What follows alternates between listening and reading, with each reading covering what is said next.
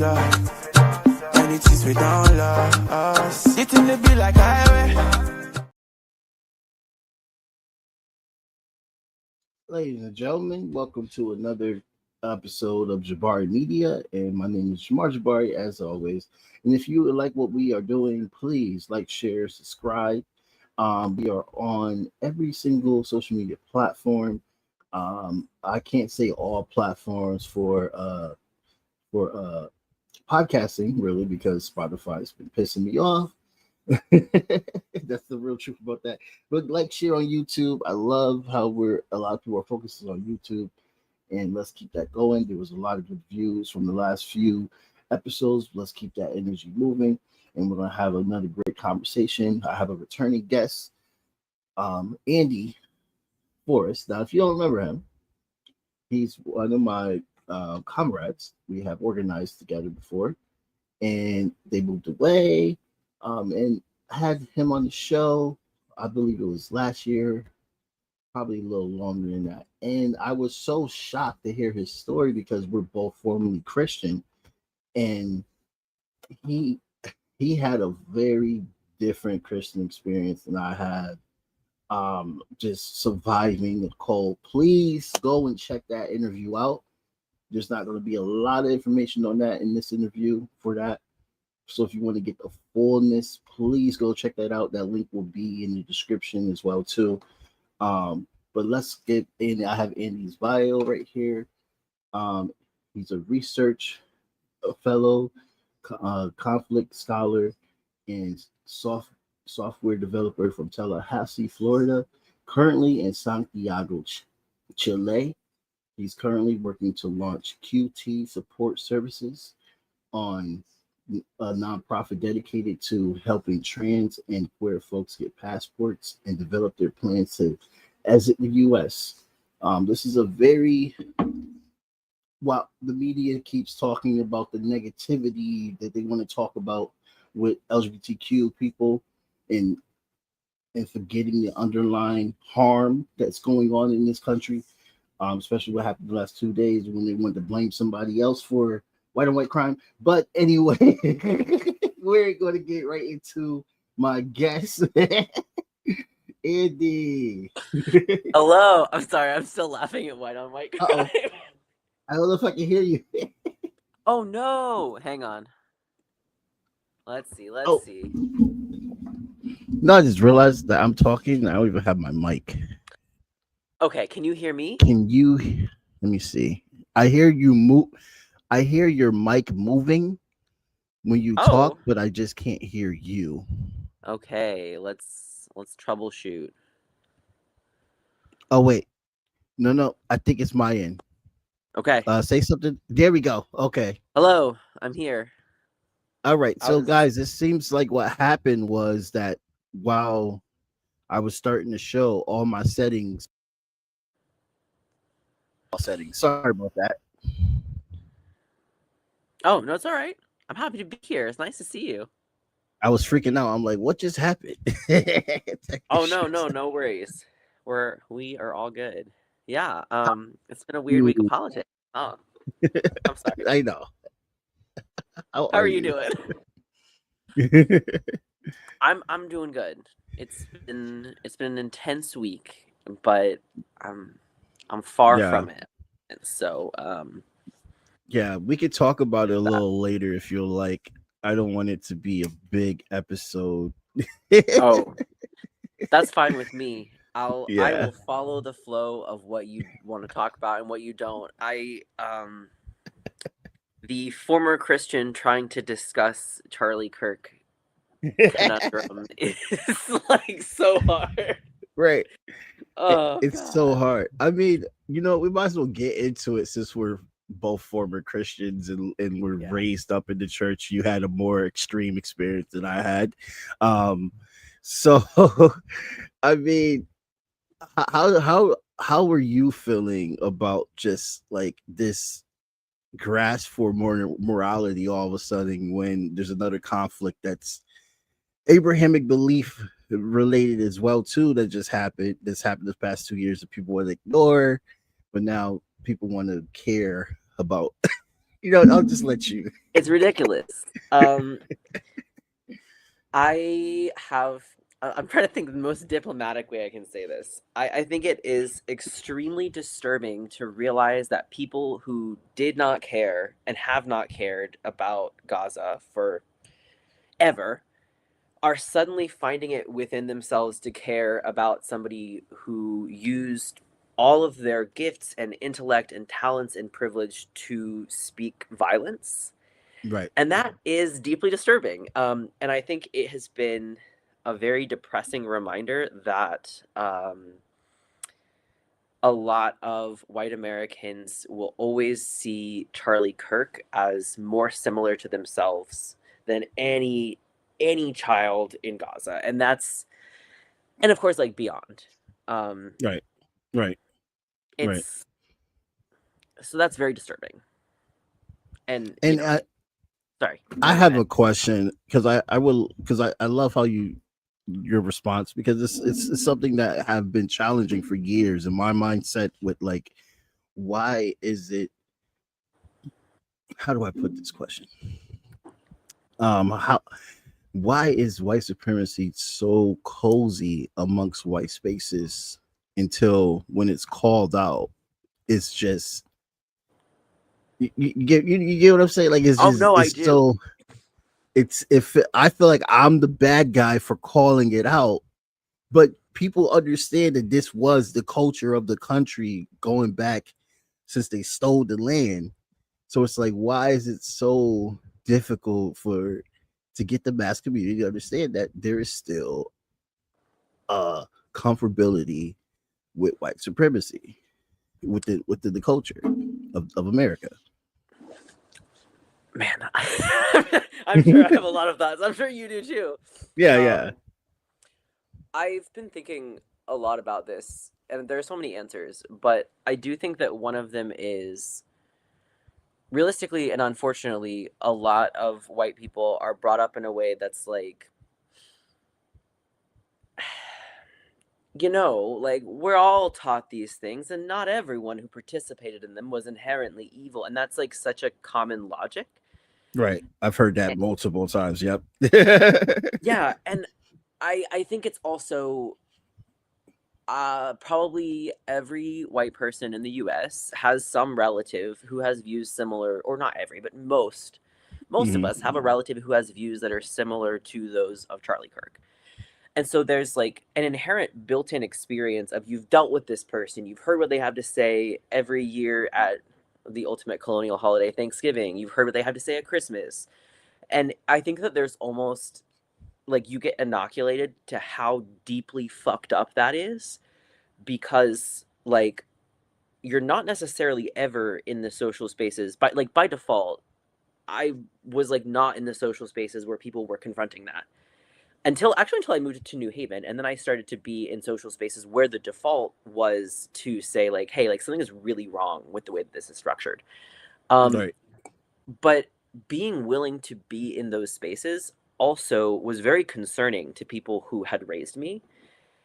And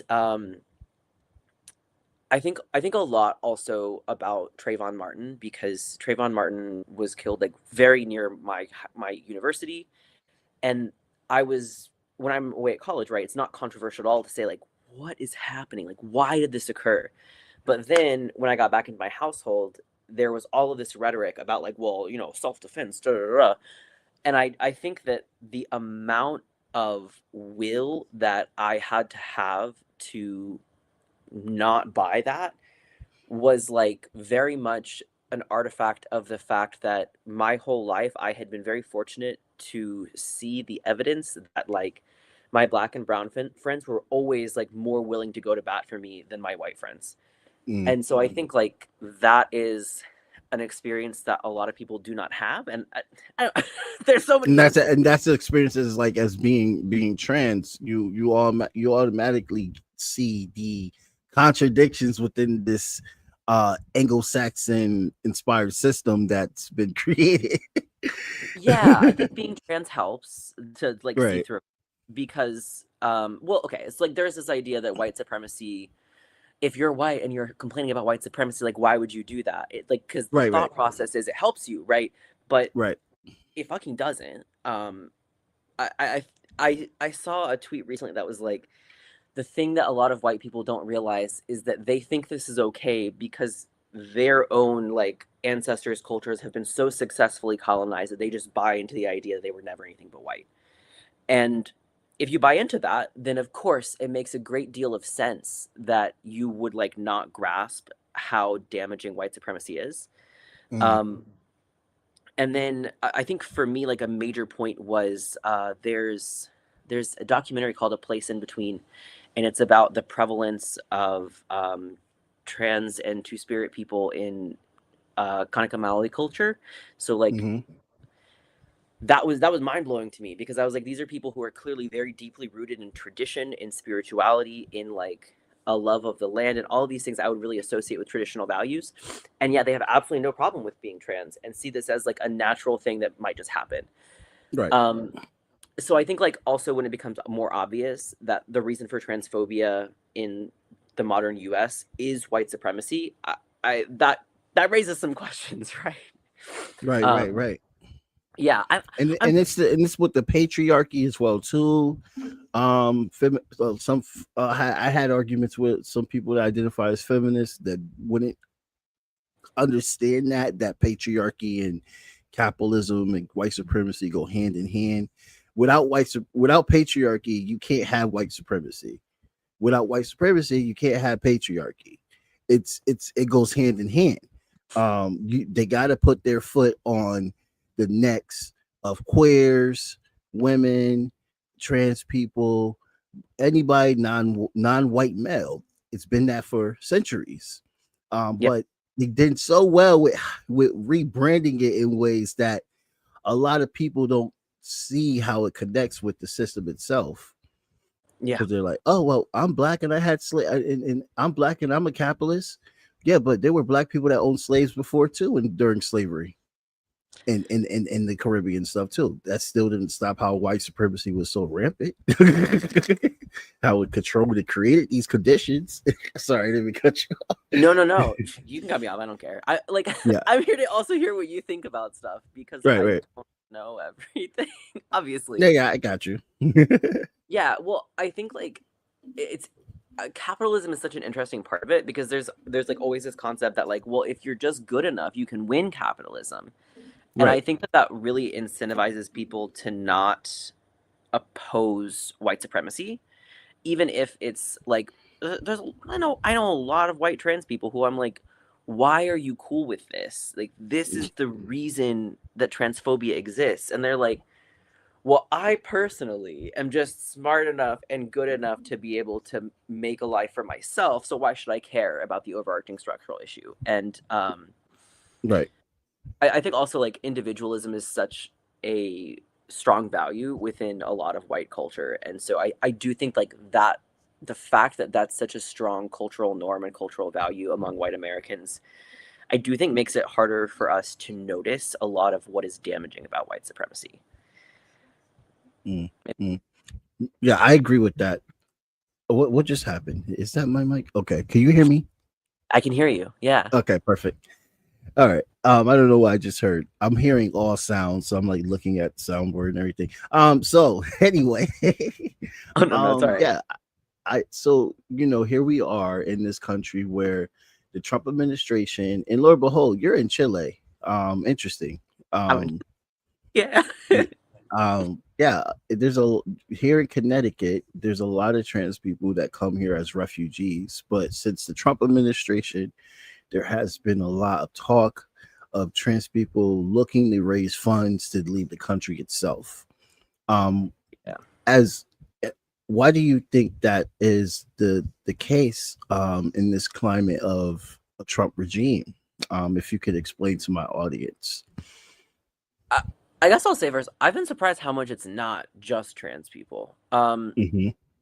But I think too, there's been this idea for a long time that like the US is the bastion of support for LGBTQ people, and that was something that I was told explicitly to take for granted like a few Right. years ago when I was considering leaving the US.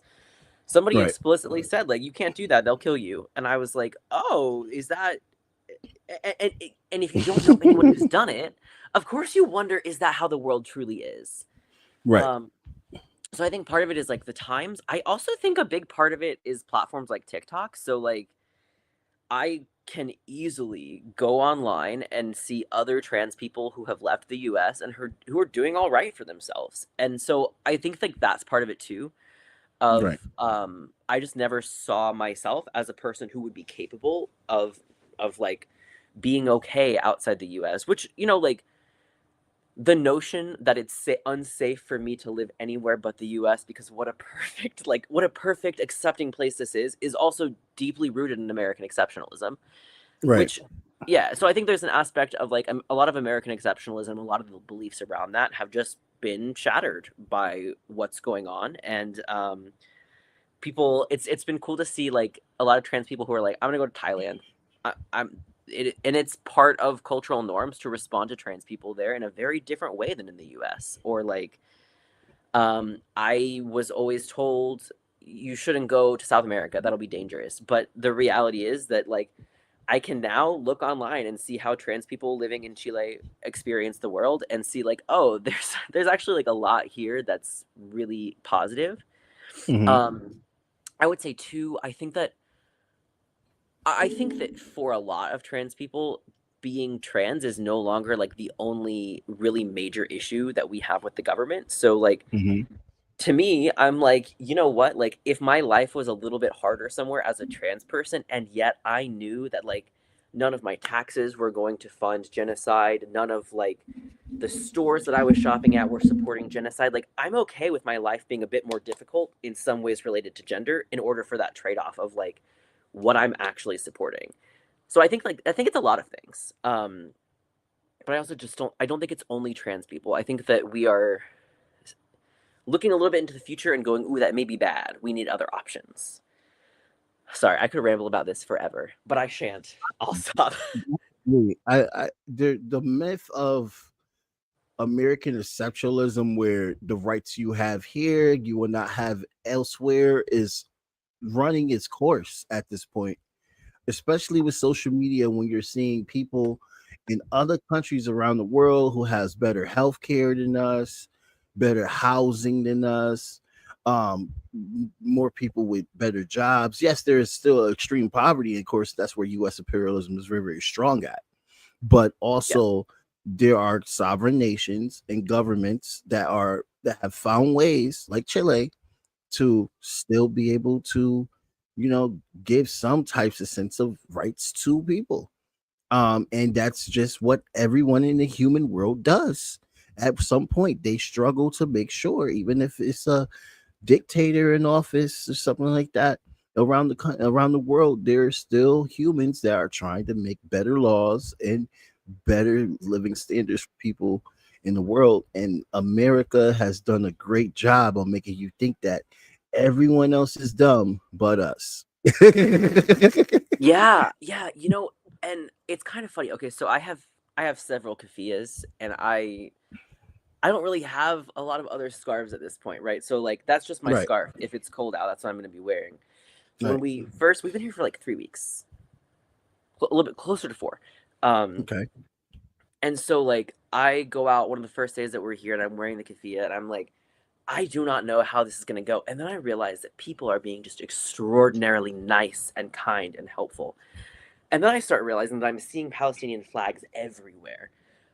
There are 5 Palestinian cafes within a kilometer of where I'm sitting right now. Nice.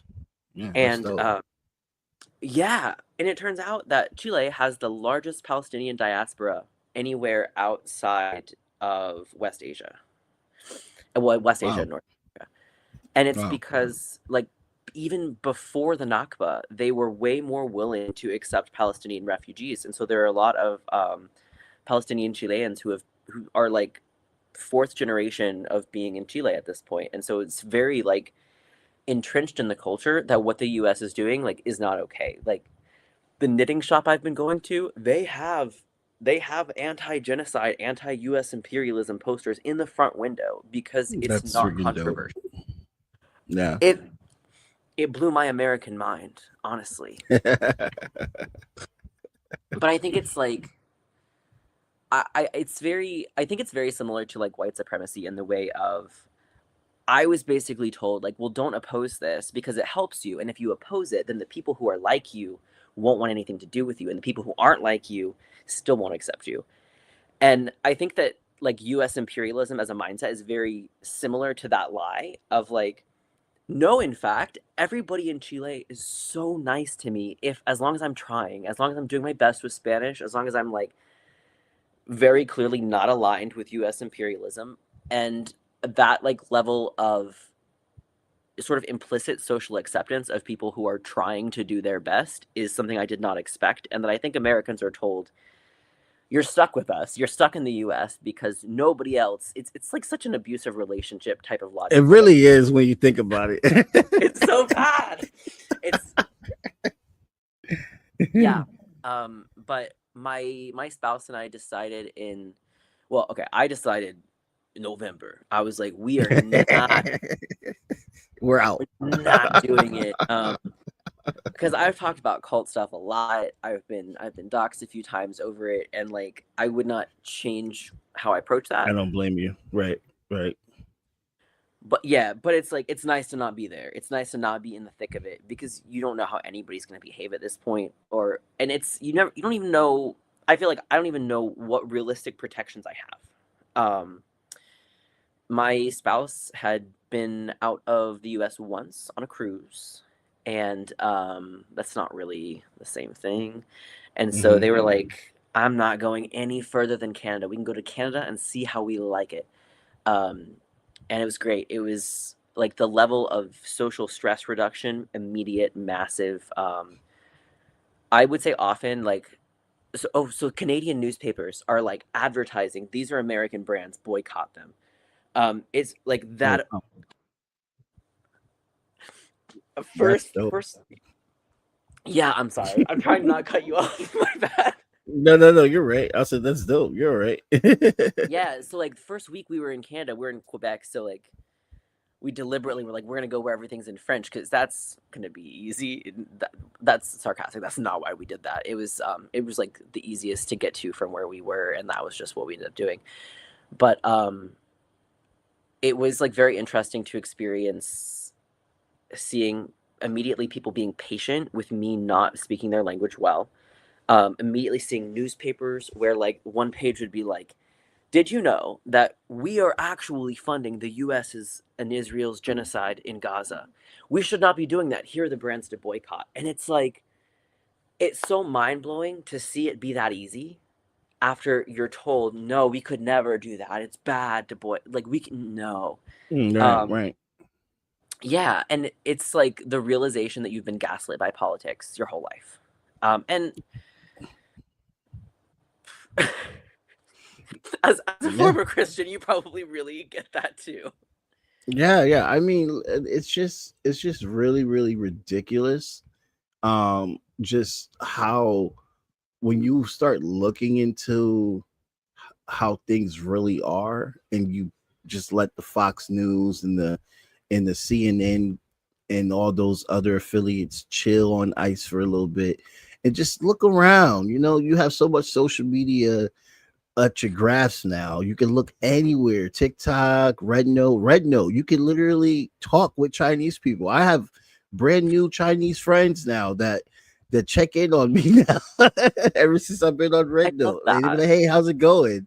What you doing? What you up to?" I'm like, "Oh, I'm just chilling." Like it's insane. And then you learn so much about their culture, and they ask you questions about our culture. It's funny how they already know. They're like, "Oh yeah, it sounds like some BS."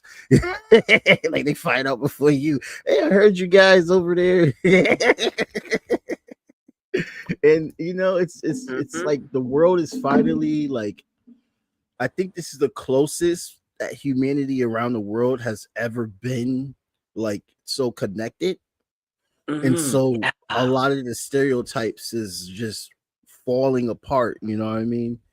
It's crazy when 1 year I had a boss that was just so anti China, anti Latin America, and then now all of a sudden with the information that my boss was receiving, They are pro China, pro Latin America. They're like, we suck here.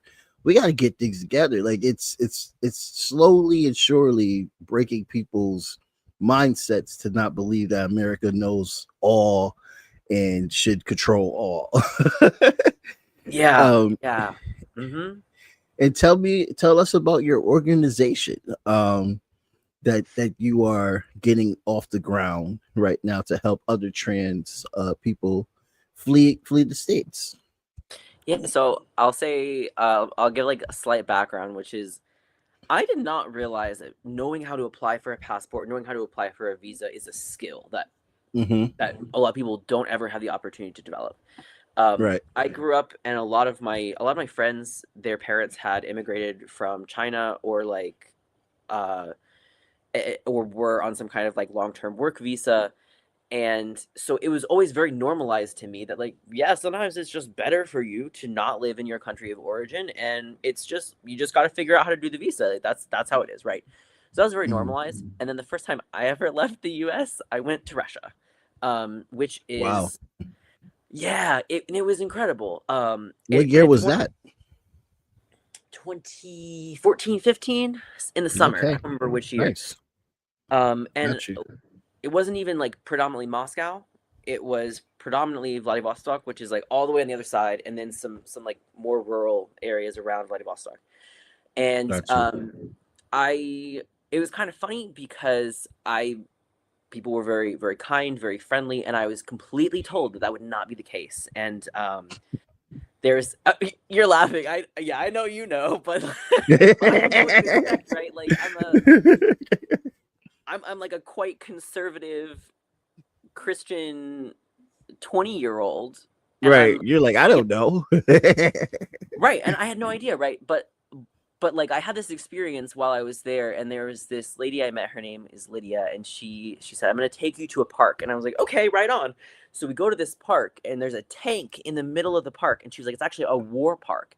And I look at the tank, and I see that it's a US tank.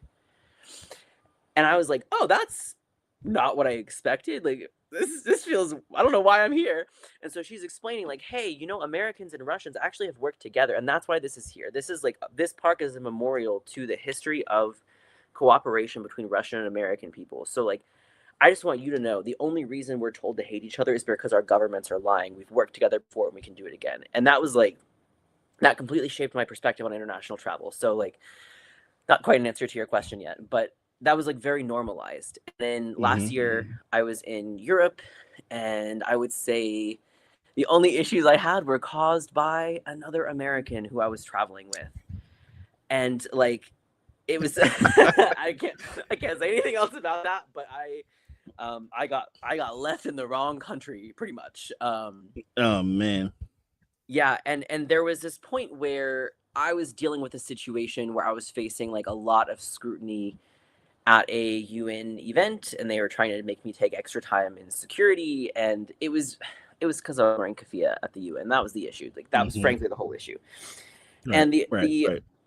and like the person who I expected to be present with me and like helping me deal with it was completely ignoring that I existed.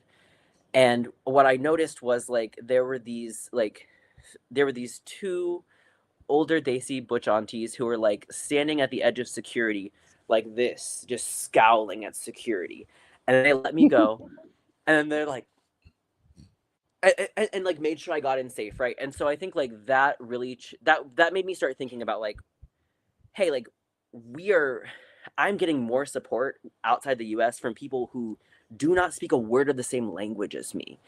And yeah, I'm sorry. I'm getting so off track of like the actual answer to your question. No, it's fine. But It's fine. yeah, so that like really made me start thinking. And I would also say I think Americans are given this idea that like, unless you speak the language of the country that you're in fluently, you're not gonna be able to communicate, and people are gonna treat you like shit. And that really proved to me that was not true, because I speak a little bit of French now. I really didn't speak any French at the time, and I was generally treated with a lot of respect by people who couldn't understand what I was saying, which really flew in the face of what I expected. And so I started trying to think more about like what it could look like to not live in the US. That was like not a cemented decision until the day of the inauguration, which like on that day, there's immediately a lot of things that go into place that make it harder for trans folks to get passports. So that day, I made my spouse, who is trans femme, like, I was like, you're applying for your passport now. And I want to say the 20th was the inauguration. By the 27th, she had that passport. Nice. And so, like, there were a lot of constraints. Like, we couldn't do anything with gender marker. There was a lot of things that we just couldn't do. But to me, that was simply the reaction. Is like, this is the situation. I got to get my spouse's passport. And then other people found out that I had known how to do that. So there are certain ways to expedite it without having to go through a passport service, and we were able to do that. That's why we got it in 7 days, and I think it was $220. Yeah, Yeah. and like, the fact that worked meant that more people started asking, and like, to me, a lot of the time the problem was, like, it wasn't even that people didn't know how to apply for a passport; it was that they couldn't afford the passport. So I started just kind of like, I would post on Facebook and just say, hey, I'm talking to somebody who really needs a passport. The only barrier is money. I can help make sure that the money does go for sure to this passport. I can make sure that their, like, application is right. I can do everything if somebody will donate me the money. And what I ended up finding was that almost always was very effective. And I think it's gotten harder to fundraise, but like, that's the reality of fundraising at this point. Right. And that sort of like made me see this as a skill, right? And then, sorry, oh my gosh, I'm catching your yawn. Oh, wow, we're hard workers, you know. It happens. like, man, yawns are one of the only things that you can catch thousands of miles away. That's wild, right?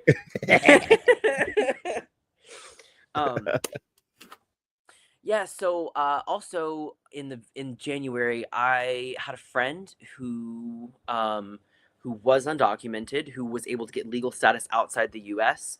And it was extremely powerful to see the immense change that made in, like, how safe this person felt, how they were able to express themselves, all of these different things. And so that's made me start really thinking about, like, what do Americans need to know in order to get themselves to a different place. So I work remotely. That's why we're able to do this right now. And so I started researching. Here are the tax laws. Here is how you can digital nomad visa is what I started to research. And interesting. Yeah. So what is a nomad visa? I'm so glad you asked. This is my favorite topic. Yeah. So a lot of countries either explicitly or implicitly have have a digital nomad visa, or they let you work remotely on a visitor visa. So Canada is a good example of a country that you can just go to on a visitor visa as a U.S. citizen. I'm sure as a citizen of many other nations too. I don't know as much about that because I predominantly work with U.S. citizens who are going through this process.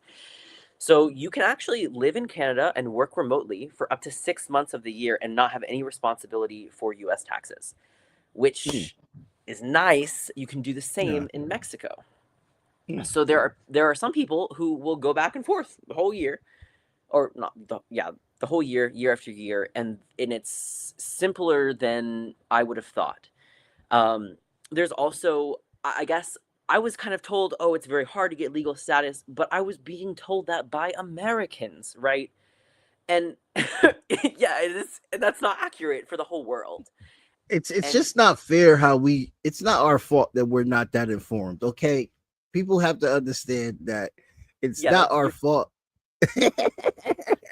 Yeah, I know, Kirill too, but like, I've seen him share things about how just like, hey, Americans, like, Americans are one of the most heavily propagandized people groups in the world. And I'm not necessarily saying like, we're so dumb. I think it's just like that's no, but it comes from like a place of shock in realizing how true that is.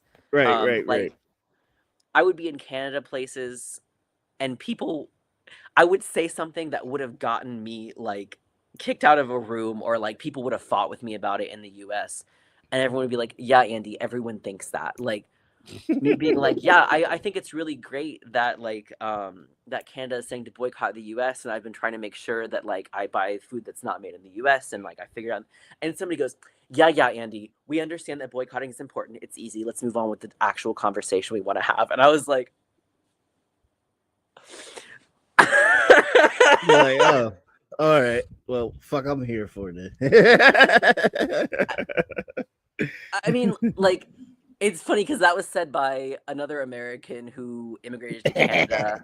She said Reagan got elected and I was out. And I was like, damn, okay. That was a good sign right there. Yeah, that man Reagan. Yeah, she's amazing. But it's just like it's the interesting shock of every day something else happens and I'm like, oh, like the situation of the US is so not normal. Yeah. And it just becomes more and more shocking. But so like for example, I know somebody who has been working remotely in Mexico for the last 3 years and just got her permanent residency after 3 years, and like they're allowing her to work remotely from the US, and it's so much more straightforward and simple of a process than I would ever have guessed.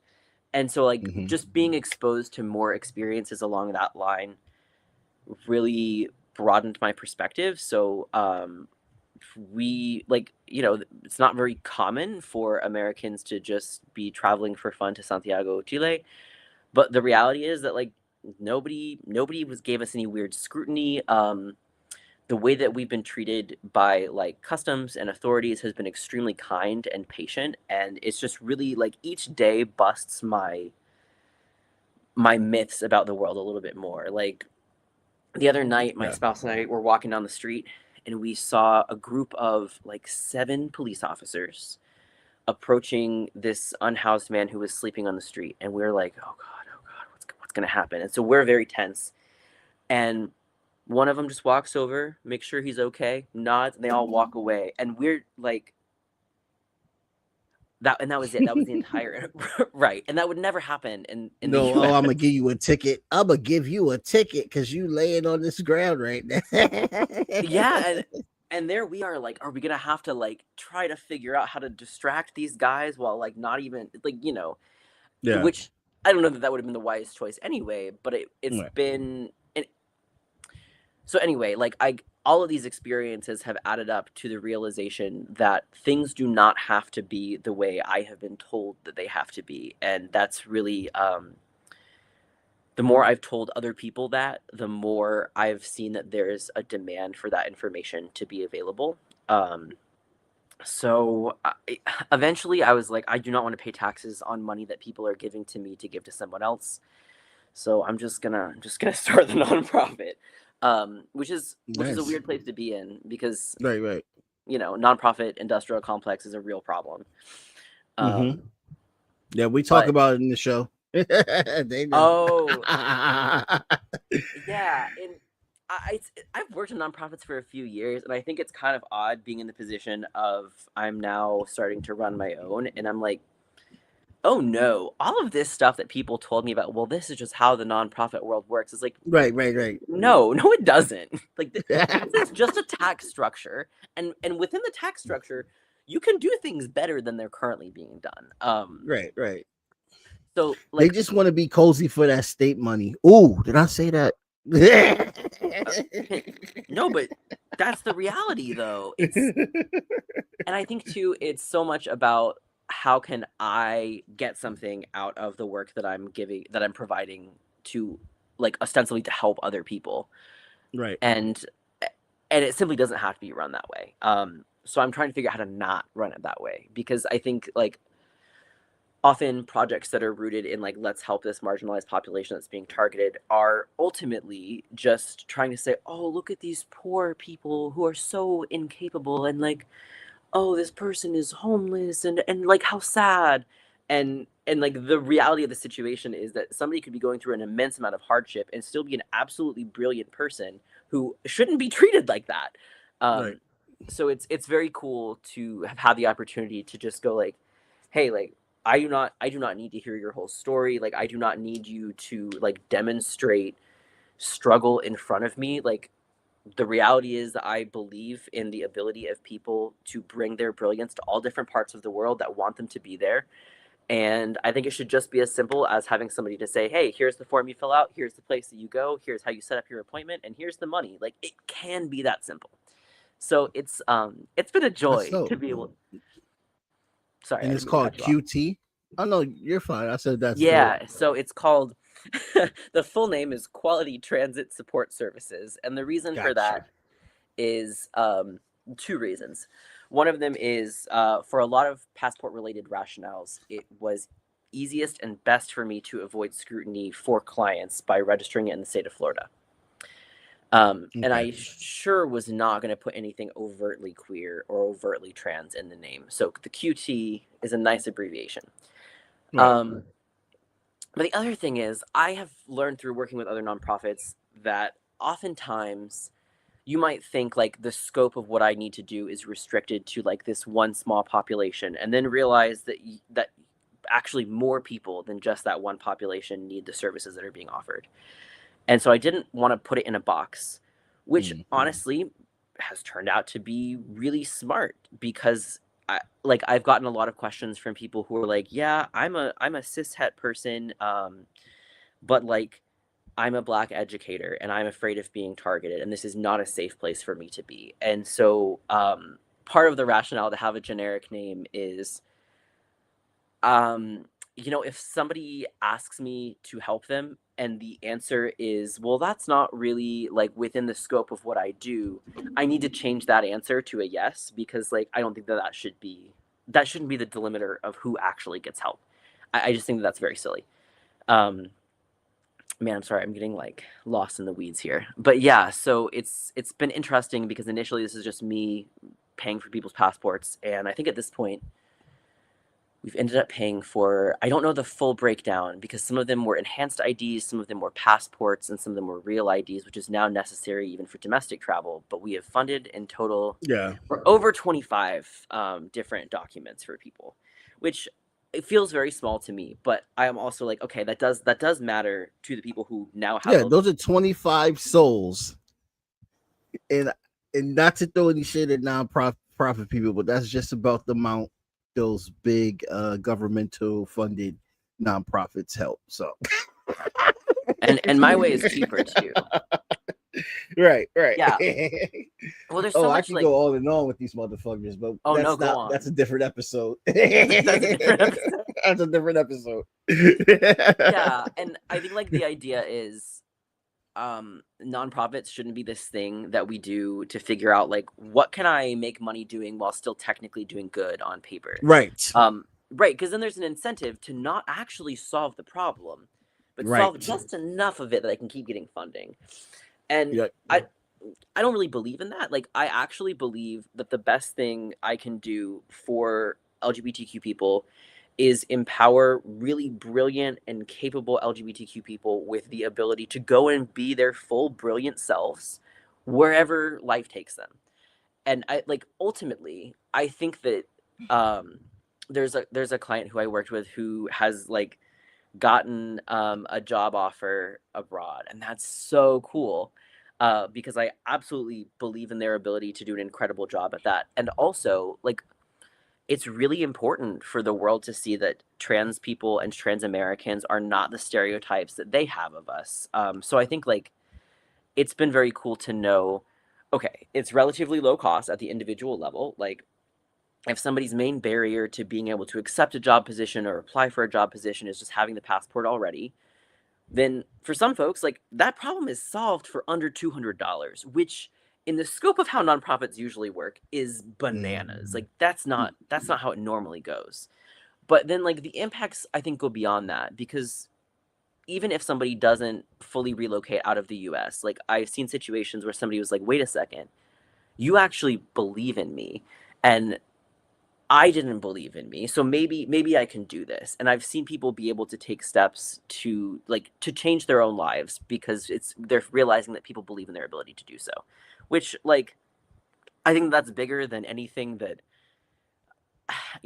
that's bigger than a lot of what I could do myself. I'm gonna stop talking now. What? Oh no, no, you're doing fine. I don't want to get lost in the weeds and ramble, I got you. It's fine. No. but you're giving out a lot of good information because a lot of people need this information. So that's why. Oh, I think it's important that you know, just knowing that there are options out there is what we're talking about here.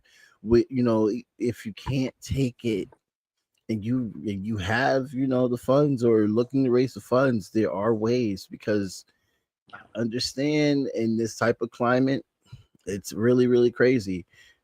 People are fighting tooth and nail. The ICE raids are just insane. I mean, in LA, the Supreme Court found a way to say, oh, it's legal now to just approach anybody that speaks Spanish or have some of a Spanish accent. Just go up there and be like, hey, you better be legal. Like, you can do that now.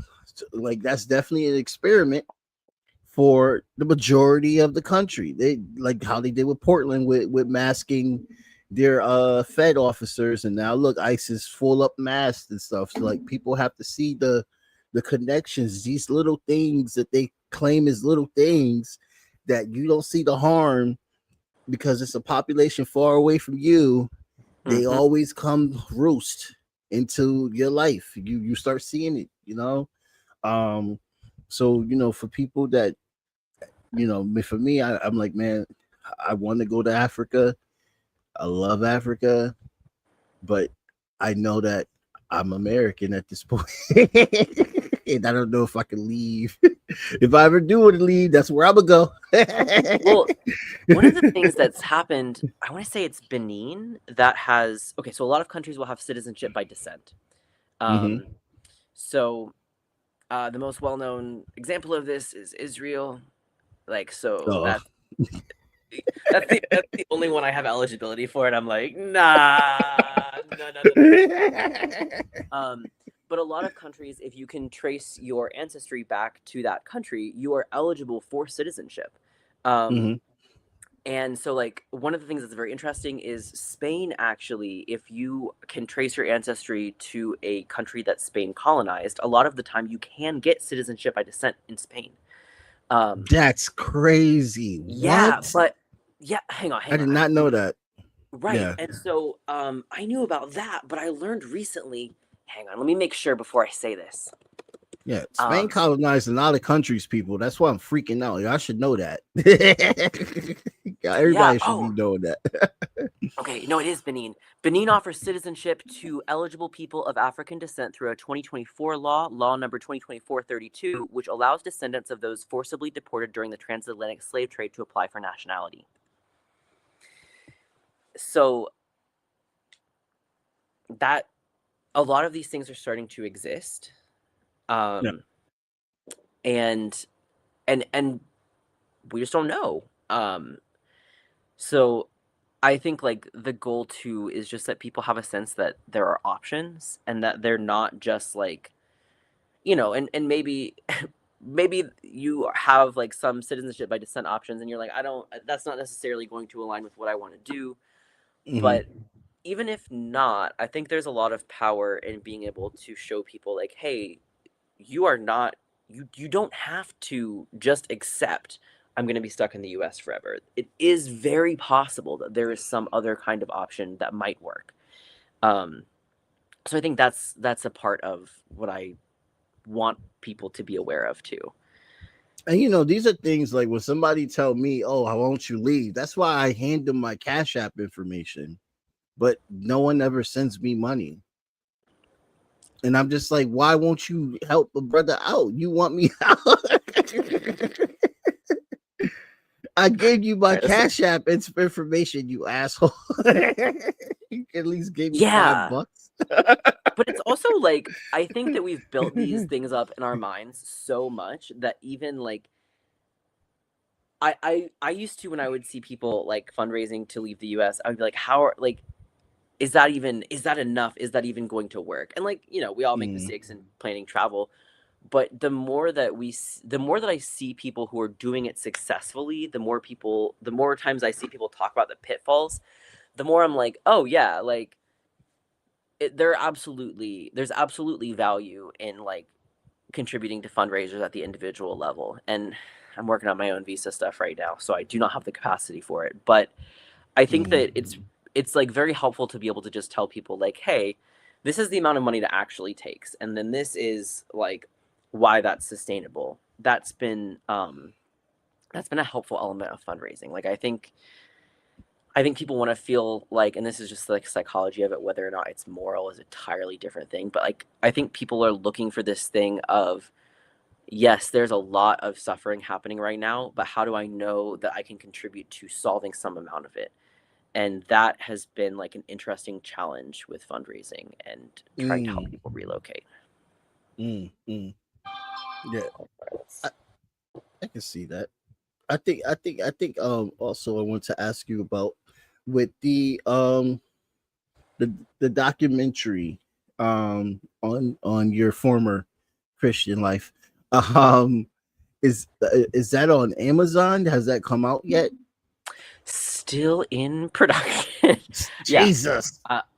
Well, okay. So the challenge there too It's going is down.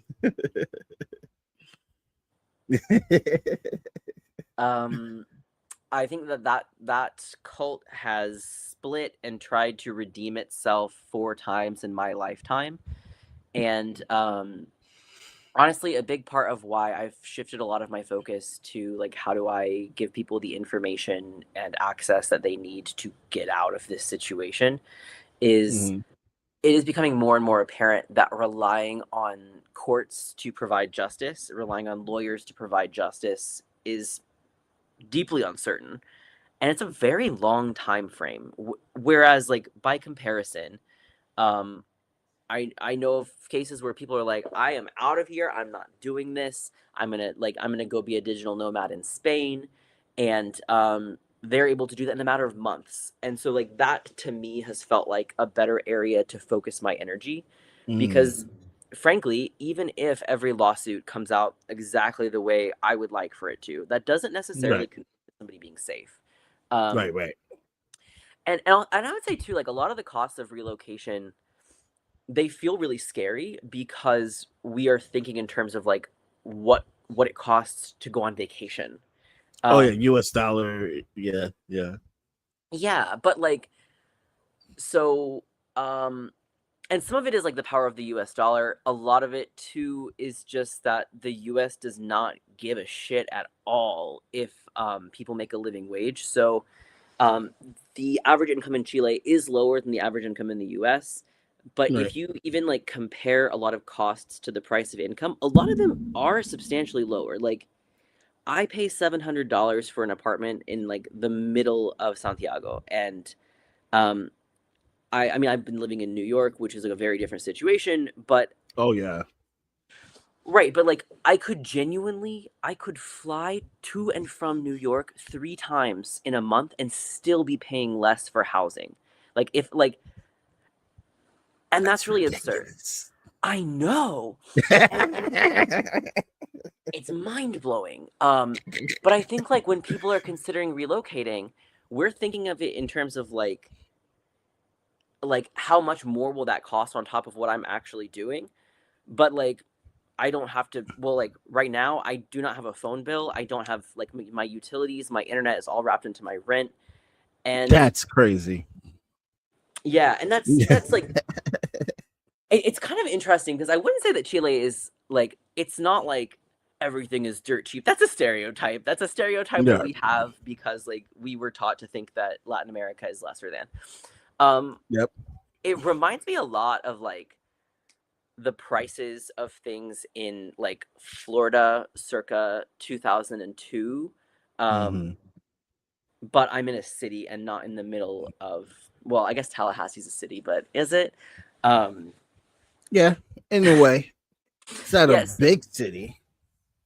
it's it is definitely not a big city. I would say Yeah. like being able to live in like a major metro area for costs that are similar to what I was paying in Florida in less than what I was paying in Florida in undergrad is very, it's kind of jarring. That's pretty jarring. But I would say too, like I was very intimidated by the price because I was thinking about it as like how much would that cost on top of what I'm already doing? And that's not the way to think about it. Like I think I had to really accept like no, I'm leaving. My costs are going to change. The way I'm approaching the world is going to change. And then I think I had maybe what in New York would have been like a month's worth of living expenses saved up before we came to Chile. And we've actually been able to like save a bit more money. And it's, of course, like you can live in a way anywhere that's going to be just as expensive as it would be in the US if you want to like be bougie, if you want to do whatever, if you want to go out to eat every night. It's not going to be cheap. But I do think a lot of it can be comparable. And if you have that legal status piece in place, it's it's like just as feasible, I think, to travel a little bit, to like go a new place every few months even, than like financially to remain in the US. And also like that's all predicated on having the privilege of US citizenship. Like that makes it a lot easier for me. So there's like I was going to ask that question on, you know, about U.S. citizen status. Besides us being the annoying ones, you know, they look forward to us wanting to be there, right? Like, I think it's funny sometimes because people definitely think I am much wealthier than I am. So, but like, fair enough. That's a huge, like, the U.S. wants to act like we're so great and so wealthy and whatever. So like the U.S. passport is a powerful passport, and that makes it a lot easier for U.S. citizens than citizens of a lot of other countries to be able to do the digital nomad thing. So like I didn't need to apply beforehand for a visa to go to Canada. I literally just got on the Amtrak and I took the train to Montreal. Yeah, and that's amazing. Right. And so it's like from New York to Montreal, it's a $79 train ticket. You don't have to pay for bags. And so I just get on the Amtrak with like 5 bags, and 12 hours later, less than $80 spent, I'm in Montreal. And you definitely have to like have some expectation of what you are going to say to border control, like how you're going to talk through that. There are some points where if you're like, yeah, I'm going to be here for the next 4 months, they might wish to know how you were going to afford that. So that kind of scrutiny like is definitely a thing that happens. Yeah. I guess I would say I'm less afraid of it now because I realize that in a lot of cases, the costs are kind of at worst going to be similar. And most people just don't really like, most people don't care as much as the US cares, like why people are visiting their country. They're not going to be fascists about it in the same way that we are used to. Right. Oh, are you here to steal one of our jobs that I can't get? Right. And honestly, like coming to Chile, they're like, you can't speak Spanish well enough to steal a job here. Like, yeah, that's not even a consideration. It's also like not a cultural stereotype of foreigners in the same way as in the US. And maybe, Right. a caveat to all of this is I'm often wrong. Yeah. But yeah, that's sorry. I don't know. I would just say, oh yeah, you never know. I mean, look, it's I hate the term when people use the term utopian when they try to say that people want a better life. Yeah. It's not utopian. It's just human nature, and humans are humans, and mistakes are made. Anything can happen in life. But bravery and being able to go out there and say, okay, well, I was there. I was able to do this. A lot of people need to get the respect they deserve for that, especially when you're telling them to leave the country. Okay, well, I'm gonna leave because y'all pieces of shits. Anyway, I don't need to be here. Like it's just really just very awful. Like that whole Charlie Kirk situation. They was literally looking for a trans person, and they were harassing, threatening, doxing trans people. I saw reports all over social media. I saw reports, and then now it's just silence when they find out it's a cis white man from Utah that was shooting deer with his family. That's how he got the gun. Like, there's another rumor going around that's like, no, he had a trans boyfriend, and it's like they're like you gotta add it somewhere. You gotta put it somewhere. That's scary, and I can see why people want to leave when you see shit like that, because nobody sees what happens behind the hoopla on social media. Everybody's just like, oh yeah, you see this post, see this post. Someone's thinking to harm somebody just because of that, and they're going to do it. Yeah, yeah, and one of the things that's been the most shocking to me about being in Chile is like in a lot of places in the U.S., if I am somewhere, they're like, "What gender are you? What is your hair color doing? Why are your nails painted?" And I will be like the most interesting thing somebody has seen that day. I just look I'm like so every sorry. dude. I'm so sorry. No, I mean it is what it is. Yeah. Not so much in New York. Definitely in some parts of the South for sure. Um, Mhm. but if I walk outside, I'm gonna see like five guys with like alt looks, heavily tattooed, with gauges, often with colorful hair, and I think like it's funny because my expectation was really like biased that was like not that I was gonna look weird to other people, but yeah, in fact, it is a lot of like alt types of fashion choices are like deeply ingrained in cultures where like certain aspects of that were part of the indigenous culture. So like a lot of men have like multiple piercings and gauges, and like that's Mhm. because historically I'm in an area where a lot of people for thousands of years have had multiple piercings and gauges. And it's I don't know, processing the like we've been so misinformed about what to expect. We've been so misinformed about how people will react. And letting that not be too scary to try is, I think, the biggest part of like getting myself to a safer situation. Mm. I like that. I like that. Well, I want to thank you for this amazing journey that you are sharing with us and the people that you are helping out. Um, that's really, really dope. You're changing so many souls' lives that want to be the master of their own destiny, as if that's what they try to tell you in America that you can't be, but only if you Jeff Bezos. So Mhm. I Yeah. really am appreciative of you taking the time to come on. I know that we were scheduled like a good few times, but I'm happy that we were finally able to sit down. And I'm glad that you are in Chile, still doing the work. Isn't it amazing when you try to not be an organizer, you end up being an organizer? It's like it just doesn't leave you. It's like I almost feel like that's as much an indelible part of me as being trans, where it's like I'm not sure I could not do it. Mm. Just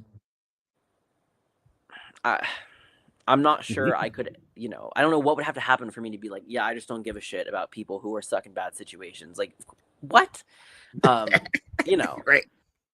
and like, especially being somewhere and being like, I don't even know if people realize that I'm trans, and if they do, they don't give a shit. And like Mm. that being the reality of it is something. I think like in Christianity, I was always told like share the good news, and I was like, what good news? Mm. And being out of the U.S. and realizing like, oh my god, it doesn't have to be that way. That's like the first time I've been like, oh, this is good news that I cannot stop myself from sharing. So Right, I really right. appreciate you having me on and listening to my somewhat rambly thoughts. Yeah, and I gotta make one more announcement before we head out, please, guys, because we mentioned Gaza. Jabari Media is a proud supporter of POW Crisis Relief, which is a huge fundraiser that gives on ground materials, beds, tents, other accessories that are it's ran by medical volunteers and medical students in Gaza. They are based in Rafah, and they have helped over 100,000 Palestinians that are struggling, displaced, lost their homes. So please, if you have donations to give, or you know somebody that do have a donation to give, go to POW Crisis Relief on IG. Hit the link in the description on their GoFundMe. Their goal is 100,000. They already matched that goal before, and now this is a whole new goal. So please keep doing what you're doing. And Jabari Media is a proud supporter of POW Crisis Relief. Help those mamas, help those children. This is a dire time that our tax dollars is paying for. So we are already involved in this, whether you think it or not. So it's time to do the right, responsible thing. Please do what you can. Build awareness, go march, everything you can. Because Donald Trump don't give a fuck. But anyway, Man, I hate that. Andy, I want to thank you so much for coming on, and you are definitely a friend of the show. Let me know if you ever want to just drop in and talk about something. You have my invitation. We can always come on together. So I want to thank you so much for coming out. Thank you. Hell yeah. And to everyone out there in the airwaves, have a really good day. Please like, share, subscribe, and check out the last interview I had with him before. Link in the description. Thank you so much. Have a good day, everyone. Have a good day, Andy. Blank period, yeah. On my black, brown, and indigenous. Gotta holler if you really feeling this. Gotta holler if you really real enough. Other rappers is delirious. Yeah, it's really that serious. Better holler if you really feeling me. I gotta keep it 100, ayy. If you don't like it, then fuck it, ayy. We gonna win in the end, yeah, we gonna live in abundance. I gotta keep it 100, ayy. If you don't like it, then fuck it, ayy. We gonna win in the end, yeah, we gonna. I gotta keep it 100. We gotta stop all the stunting. You know we coming from nothing. Yo, you talking about money, you bluffing. We gotta do something different. We gotta change how we live in. We gotta do better for women. We gotta do better for children. We gotta listen to victims, whether Jewish or Muslim or Christian. It doesn't matter your religion. You gotta stand against the system, or else you just another villain. How you just sitting there chilling?